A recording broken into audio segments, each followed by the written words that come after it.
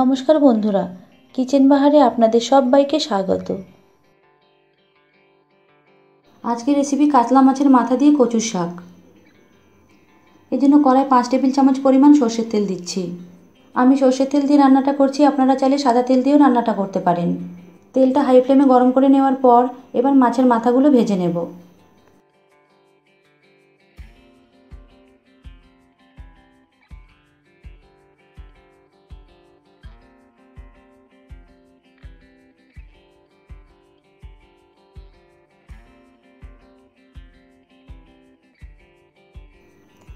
মাছের মাথাটা উল্টে পাল্টে লাল করে ভেজে নিয়েছি।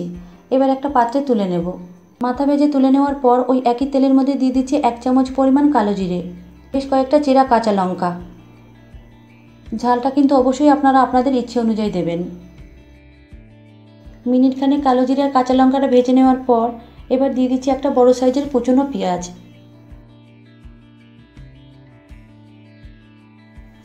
এবার হাই ফ্লেমে পেঁয়াজটা হালকা লাল করে ভেজে নিচ্ছি।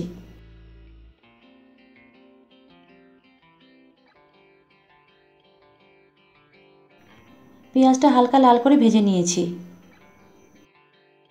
এবার দিচ্ছি 1 চামচ আদা বাটা, জিরে বাটা দিচ্ছি 1 চামচ, আর 1.5 চামচ পরিমাণ দিচ্ছি হলুদ গুঁড়ো, আর স্বাদ মতো দিলাম নুন, আর দিয়ে দিচ্ছি ভেজে রাখা মাছের মাথা। এবার এই সব কিছু একসাথে কিছুক্ষণ কষিয়ে নেব।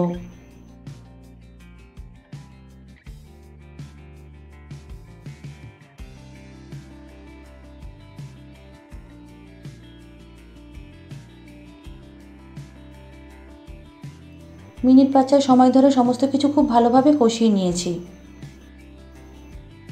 এবার দিয়ে দিচ্ছি কেটে রাখা কচুর শাক।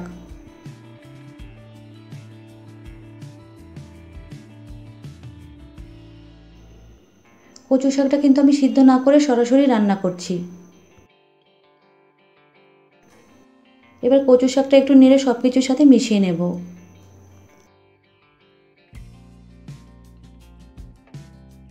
সমস্ত কিছুর সাথে কচু শাকটা ভালোভাবে মেশানো হয়ে গেছে। এবার ঢাকা দিয়ে কিছুক্ষণ রান্না হতে দেব। প্রায় 10 মিনিট পর ঢাকা খুলে নিলাম।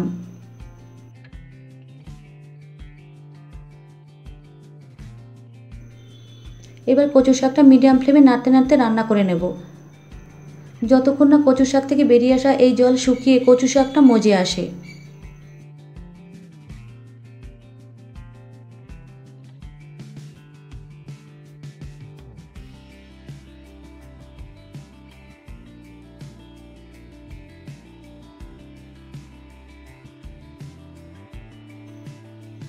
মিনিট 15 মিডিয়াম ফ্লেমে রান্না করে নেওয়াতে কচু শাক থেকে বেরিয়ে সমস্ত জলটাই শুকিয়ে গেছে, আর কচু শাকটাও খুব ভালোভাবে মজে গেছে।